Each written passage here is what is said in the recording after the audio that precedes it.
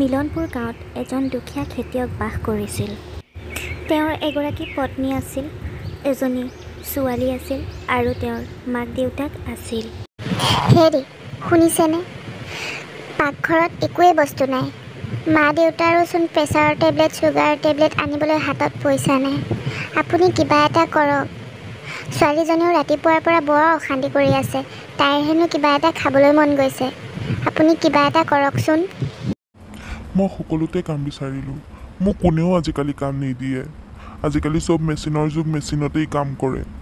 মোক একো কামেই কৰিব নিদিলে। আমি বোলে মানুহবোৰে কৰিলে বোলে বহুত সময় লওঁ, সেইকাৰণে মানুহক কৰিব নিদিয়ে। মেচিন লগাই দিয়ে, তৎক্ষণাতেই হয়। কি কৰোঁ এতিয়া কোৱা? মোৰ যে মূৰটোৱেই কাম নকৰা হৈছে জানা। বোপাহঁতও, মই এতিয়া বহুত বুঢ়া হ'লোঁ। মাৰো দিনক দিনে বুঢ়া হৈ আহিছে। তহঁতে আমাৰ কথা চিন্তা কৰিব নালাগে দে। ছোৱালীজনী ডাঙৰ হোৱা বয়স, ছোৱালীজনীক ডাঙৰ কৰ। তাই কি বিচাৰিছে সেইটো দে। আমাৰ চিন্তা বাদ দে তহঁতে। মামা, ওচৰৰ কাৰোবাৰ ঘৰত মাংস বনাইছে। আমাৰো আজি বনোৱা নাই। মোৰো যে ইমান খাবলৈ মন গৈ আছে। বহুত দিন খোৱা নাই জানা। মোকো বনাই আজি দিব লাগিব। দেউতা, তুমি আজি আমাকে যোৱা বজাৰৰ পৰা। আজি মাংস খাম। আজি আমি সকলোৱে মাংস খাম। ওচৰৰ মানুহবোৰ ইমান ধুনীয়া গোন্ধ ওলাই আছে নহয়। শুন, লোকৰ ঘৰত কি বনাইছে সেইবোৰ গোন্ধলৈ ফুৰিব নাপায় নহয়। আজি আমি পাৰা নাই, কালিলৈ খাম দিয়া। আজি দেউতাই কাম নাপালে যে, সেইকাৰণে আজি আনিব নোৱাৰিব। তুমি অকৰামিখন নকৰিবাচোন। তোমাক কাইলৈ আনি দিম নহয়। তুমি কালিলৈ ধুনীয়াকৈ খাবা দেই। নালাগে নালাগে, মোক একো নালাগে।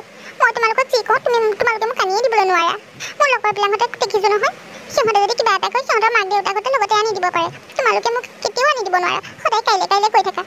মোক নালাগে যোৱা, হ'ব। আজিৰ পৰা মোক একোৱেই নালাগে, একো নালাগে বুলি কৈছোঁ নহয়, একোৱেই নালাগে। কি কৰা যায় এতিয়া? তাইনো মনৰ আশা কোনো পূৰণ কৰিব আমি নোৱাৰিমনে? চাওঁতে চাওঁতে তাই ডাঙৰ হৈ আহিছে।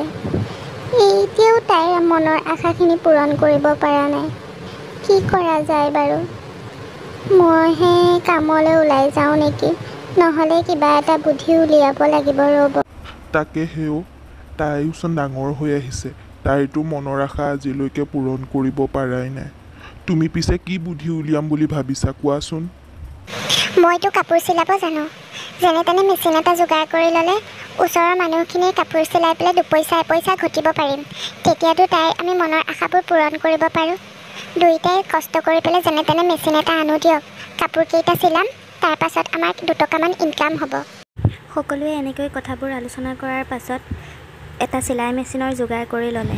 সিহঁতৰ ঘৰৰ অৱস্থা দিনক দিনে ভাল হ'বলৈ ধৰিলে।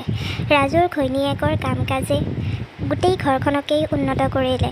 এখন দুখীয়া ঘৰ ধনী হ'ল, ঘৰ পকা হ'ল আৰু লগতে ৰাজুৰ ঘৈণীয়েকৰ চিলাই কামে গোটেই অঞ্চলটো উপকৃত হ'ল।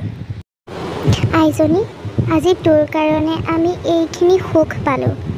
তই সদায় ভাল হৈ থাক আৰু তোৰ সংসাৰখন সদায় ভাল হৈ চলক। সদায় মই তাকেই প্ৰাৰ্থনা কৰিম আইজনী। ইয়াত অকল মোৰেই কষ্ট জড়িত হৈ থকা নাই, ইয়াত এখেতৰ কষ্টও জড়িত হৈ আছে। তেখেতে যদি মোক সহায় নকৰিলে হয়, আজি জানো মই এইখিনি কৰিব পাৰোঁ? সেইকাৰণে সকলোকে ধন্যবাদ জনাইছোঁ। এটা চিলাই মেচিনৰ জৰিয়তেই ৰাজুহঁতৰ গোটেই জীৱনটো সুখৰ হৈ পৰিল। সিহঁত চহৰৰ আটাইতকৈ ধনী মানুহ হৈ পৰিচিত হ'ল। সেয়েহে মানুহৰ ধৈৰ্য সদায় প্ৰয়োজন। যদি মানুহ ধৈৰ্যশীল হয়, সহনশীল হয়, তেনেহ'লে মানুহৰ জীৱনটো উন্নতি হ'বই। মানুহে কেতিয়াও দুখীয়া হৈ নাথাকে। মানুহে এদিন ৰঙীন হ'ব পাৰিবই।